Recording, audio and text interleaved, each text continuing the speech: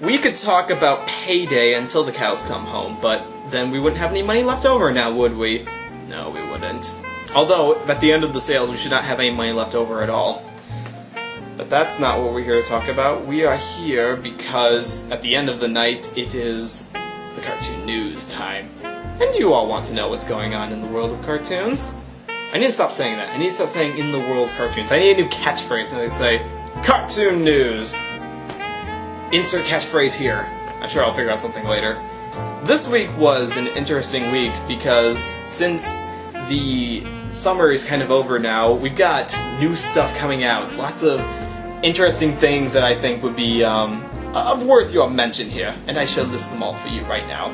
The first one is a pretty self-explanatory story. Explanatory story. I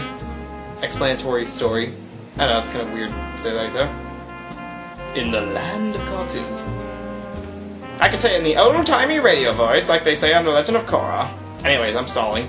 The first release coming out at you is all about that wonderful movie that got such rave reviews. Brave! Got brave reviews! See what I did there? I know. In any case, that movie is coming out on Blu-ray and DVD combo pack on October 13th, so just in time for the holidays! We were just talking about what we're going to be buying for December sales. There's one more for you there. And it's not really a big update, it's that, oh, a Disney Pixar movie is getting a DVD Blu-ray release. Yay! Given the fact that the film came out in the summer, it would make sense that they would have it prepared for home video by Christmas time. Because that way they get to double the profits. They get the summer viewers who go to the movies, and then they get the Christmas shoppers who want the movie for all of themselves. Though I can't really imagine this is going to sell as many copies as, let's see, the record breakers are for, like, Up and WALL-E. Although I'm pretty sure it will make a lot of money amongst the mothers and daughters viewers out there. It just seems to strike a chord with a lot more people in that regards, but in any case, it was a very enjoyable movie on the visual aspect, so maybe buy it for that. Or buy it just so you can say, I have all the Pixar films. Like, look at this, I got all the Pixar films for myself. And there you go. Blu-ray as well, so hook up your PS3 and watch it on Blu-ray. Well, not exactly that interesting. This one's a little more interesting.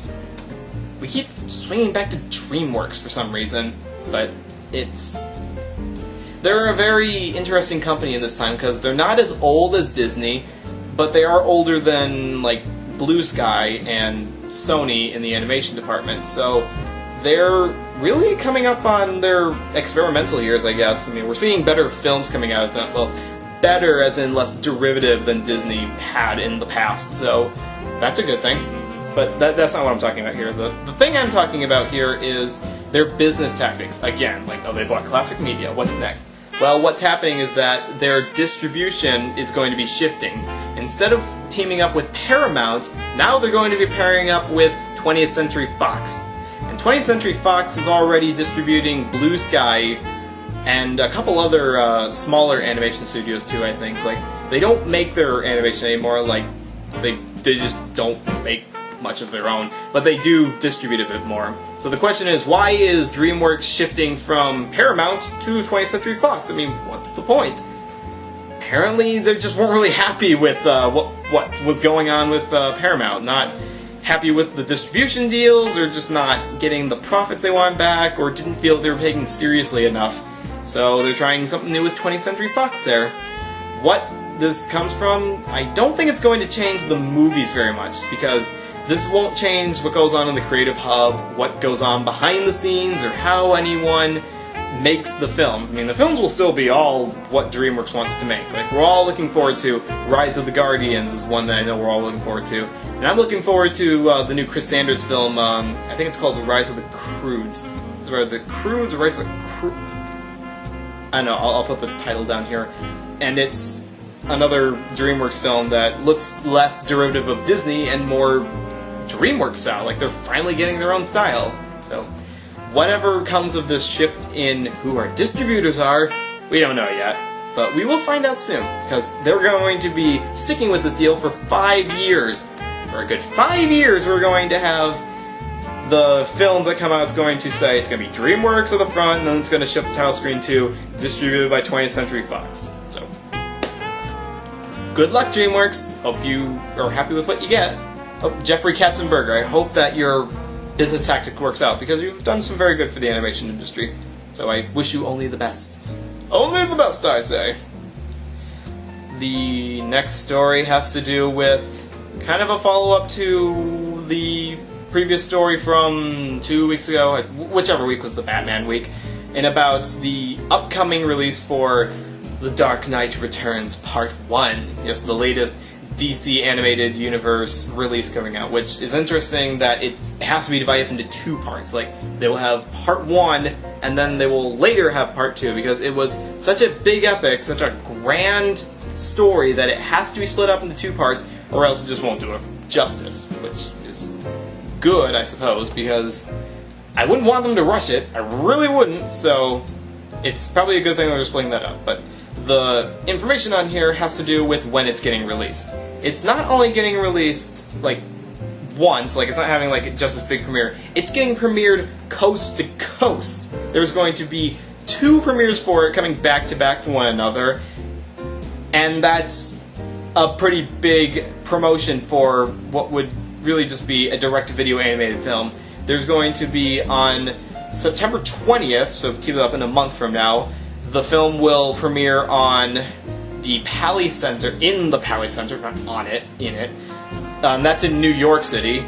And then again, it's going to premiere on the West Coast in Los Angeles, also at the Pally Center, on September 24th.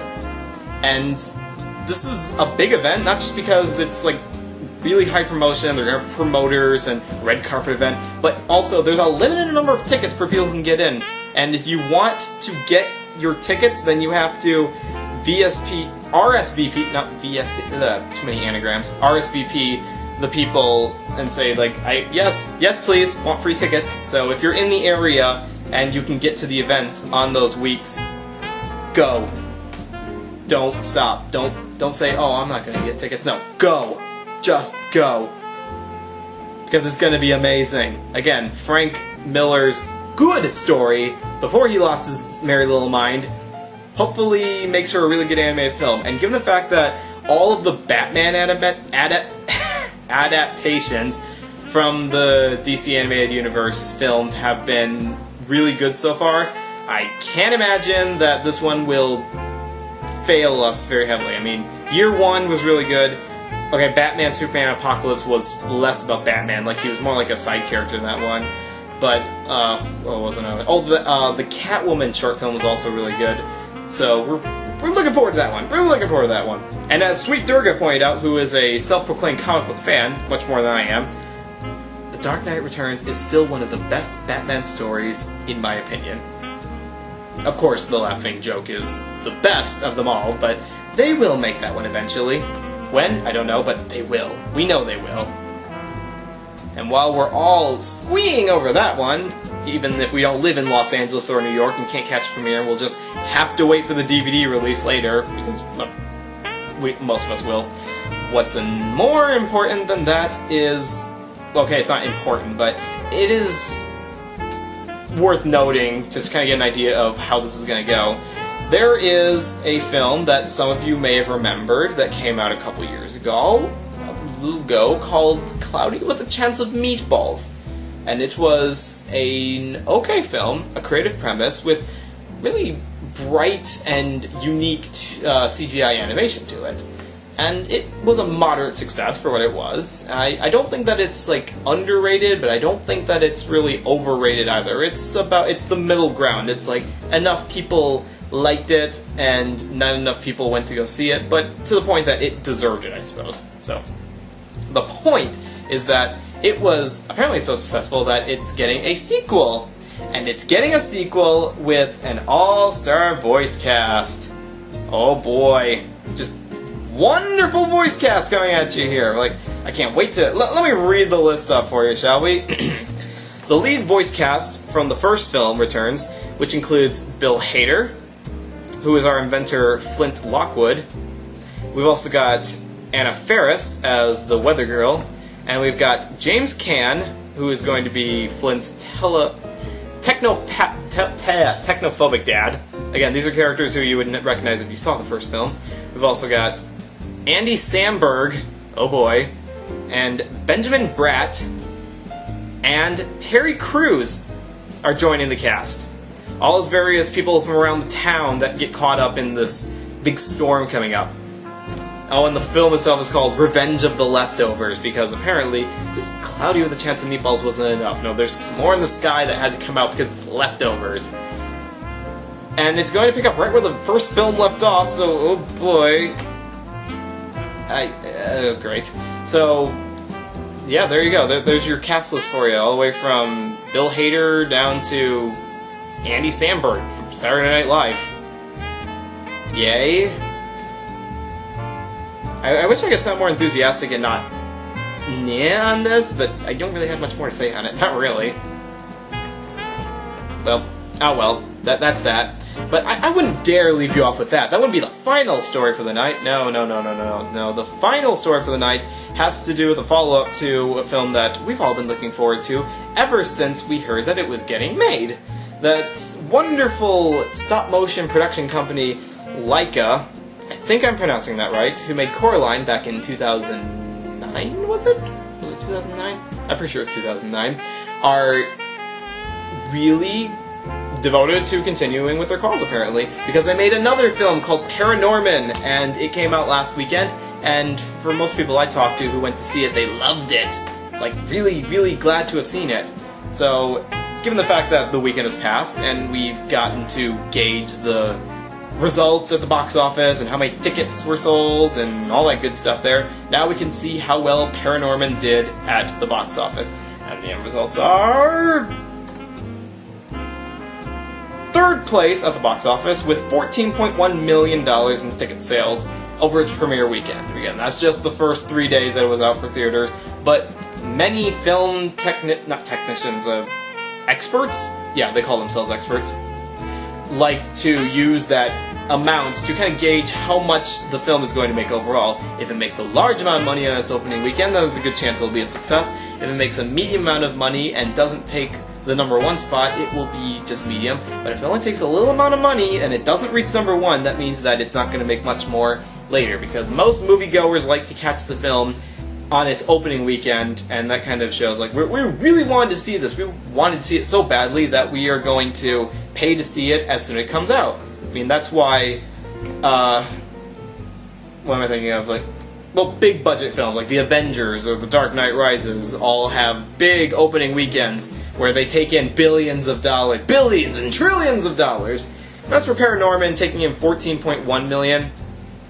That's less than Coraline took in, but not by a very large amount, like, less so, probably because it doesn't have the benefit of saying, from the director of The Nightmare Before Christmas, which is kind of the most infamous of those horror stop-motion films of our time period. I mean, there are other ones out there, but that one's like the most famous.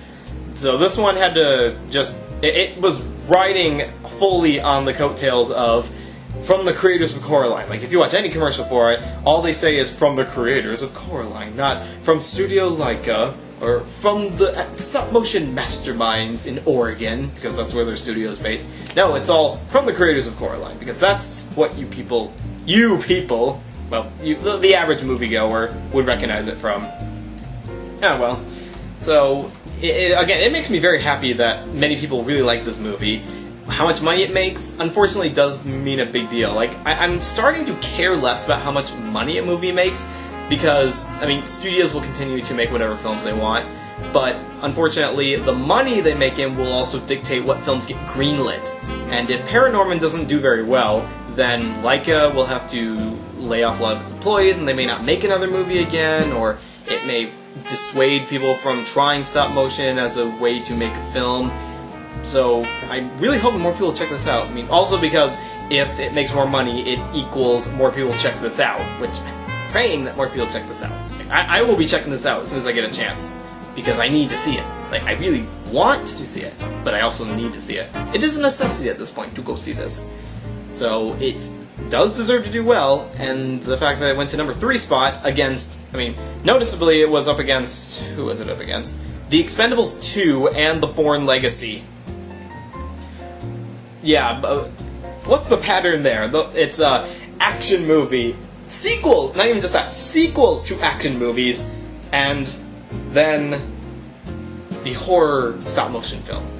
Bit of an outlier there, but hey, that's better than, like, not doing well at all. So I'm rooting for you, Paranorman, that you continue to do very well. And that's the last story for the night. That is the final story to wrap up this week.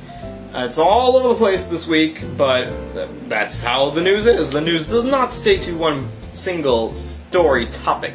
It is all over the place, and everything happens everywhere. So, go buy Brave when it comes out. Keep an eye on DreamWorks while they schmooze with 20th Century Fox now. Sure, watch the sequel to Cloudy with a Chance of Meatballs if that piques your interest. And by all means, go watch Paranorman. Buy it. Get your friends to go see it. Email people. Tweet them. Don't let them rest until they have seen it. Please. Not appeal from, like, you know, anyone else for it. Just for me personally. Just do it for me. Just go out there and watch it for your country. Go watch it for me and your country. Whichever country you may be watching this from. And that's the last thing I say before I get really, really over the top on the top of this whole thing. So that was it, and